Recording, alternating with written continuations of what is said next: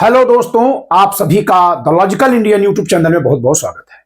मैं हूं एडवोकेट पंकज कुमार त्रिपाठी, लखनऊ से। दोस्तों, अभी महाराष्ट्र में इंडिया गठबंधन के बिखरने की खबर आ ही रही है और बिहार में एनडीए के टूटने की जो खबर सुनाई दे रही है, अभी वो किसी परिणाम तक नहीं पहुंचती दिख रही है कि इसी बीच उत्तर प्रदेश में इंडिया गठबंधन के दो प्रमुख दल समाजवादी पार्टी और कांग्रेस अपने अपने हिसाब से अलग अलग राजनीतिक बिसातें बिछा रहे हैं और ये राजनीतिक बिसातें इनकी एक दूसरे के खिलाफ बिछाई जा रही है। उत्तर प्रदेश में लोकसभा का चुनाव इंडिया गठबंधन के अंतर्गत इन दोनों पार्टियों ने मिलकर लड़ा था, जिसमें समाजवादी पार्टी को 62 में से 37 सीटें मिली थी। अभूतपूर्व उपलब्धि हुई। इतनी सीटें कभी भी समाजवादी पार्टी को अब तक के इतिहास में मिली ही नहीं थी। कांग्रेस 17 में से केवल 6 सीटें ही जीत पाई। एक सवाल यह उठ रहा है कि जब मुद्दा था संविधान बचाने का और मतदाता में यही लहर थी, यही खबर थी, यही मान्यता थी कि इंडिया गठबंधन संविधान बचाने के लिए लड़ रहा है, तो वह कौन सा मतदाता वर्ग था जो संविधान बचाने के नाम पर 62 में से 37 सीटें समाजवादी पार्टी को दिया, लेकिन 17 में से केवल 6 सीटें ही कांग्रेस को दिया। 17 में से 6, 1/3, और यहां 62 में से 37, 2/3 से थोड़ा सा कम, आधा से बहुत अधिक। तो ऐसे में आप देखिए कि एक बात ये दिखाई दी कि लोकसभा चुनाव में समाजवादी पार्टी की स्वीकारोक्ति की तुलना में कांग्रेस पार्टी की मतदाताओं में स्वीकारोक्ति कम हुई, जबकि लोकसभा चुनाव के लिए राहुल गांधी ने बहुत ज्यादा प्रयास किया था। चाहे भारत जोड़ो यात्रा समझिए, न्याय यात्रा समझिए, इनका बहुत ज्यादा प्रयास था। इसको देखते हुए उपचुनाव में समाजवादी पार्टी ने कांग्रेस से पल्ला झाड़ा, इंडिया गठबंधन से पल्ला झाड़ा। भले ये लोग चुनाव में प्रत्याशी नहीं खड़ा किए, लेकिन समाजवादी पार्टी ने उपचुनाव में कहीं इंडिया गठबंधन की चर्चा नहीं की, बल्कि इन्होंने अपनी पार्टी के ही दम पर न केवल प्रत्याशी खड़ा किए, बल्कि प्रचार में भी इन्होंने कहीं इंडिया गठबंधन के किसी नेता को शरीक नहीं किया, शामिल नहीं किया। लेकिन परिणाम यहां उल्टा आ गया। समाजवादी पार्टी 8 में से महज 2 सीटें जीत पाई। इसकी 4 सीटें थी, इसने 2 सीटें गंवा दी।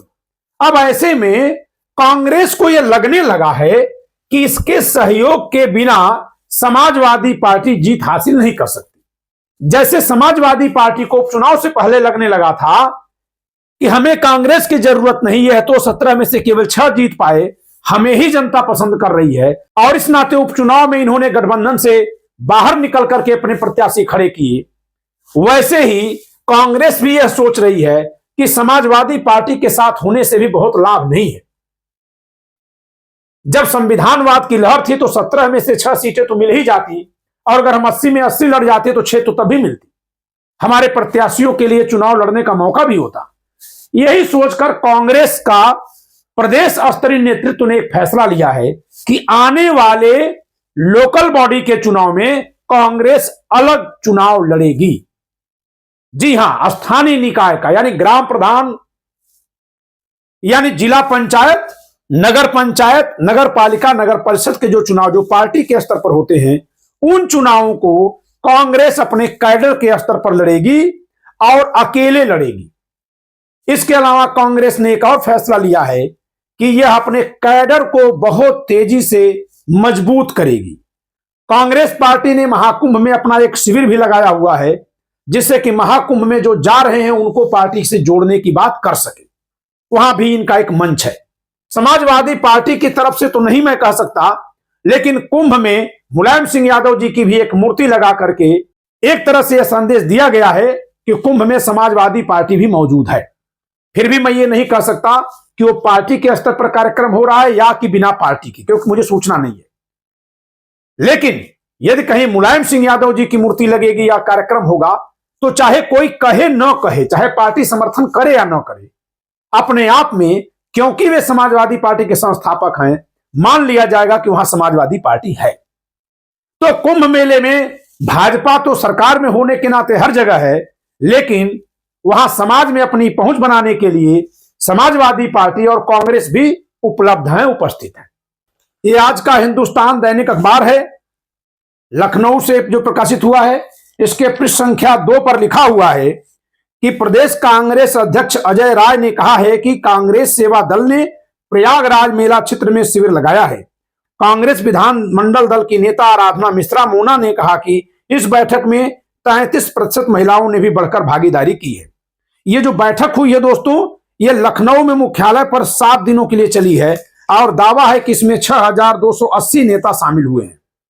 कहा गया है कि पार्टी जो है हर स्तर पर अपना कैडर खड़ा करेगी, जिसमें प्रदेश, मंडल, जिला, ब्लॉक और बूथ, इन सभी स्तरों पर पार्टी अपना कैडर खड़ा करने जा रही है। कांग्रेस पार्टी अपने को मजबूत बनाने जा रही है। दोस्तों, इससे ऐसा लग रहा है कि समाजवादी पार्टी और कांग्रेस में विचारधारा को लेकर के या रणनीति को लेकर कोई इस तरह की एकता नहीं है। ऐसा लगता है कि यह तात्कालिक जरूरतों के लिए गठबंधन बना था। देखिए, मेरा स्पष्ट मानना है कि 2 विपरीत विचारधाराओं के लोग प्रायः 2 ही समय पर गठबंधन बनाते हैं, या तो सरकार में शामिल होने के लिए, बहुत बार इसका उदाहरण देखा जा सकता है, या फिर अपने से काफी मजबूत किसी राजनीतिक दल को हराने के लिए। कांग्रेस और सपा का गठबंधन भी क्या ऐसा ही गठबंधन रहा है? क्या यह आगामी विधानसभा चुनाव में कायम नहीं रह पाएगा?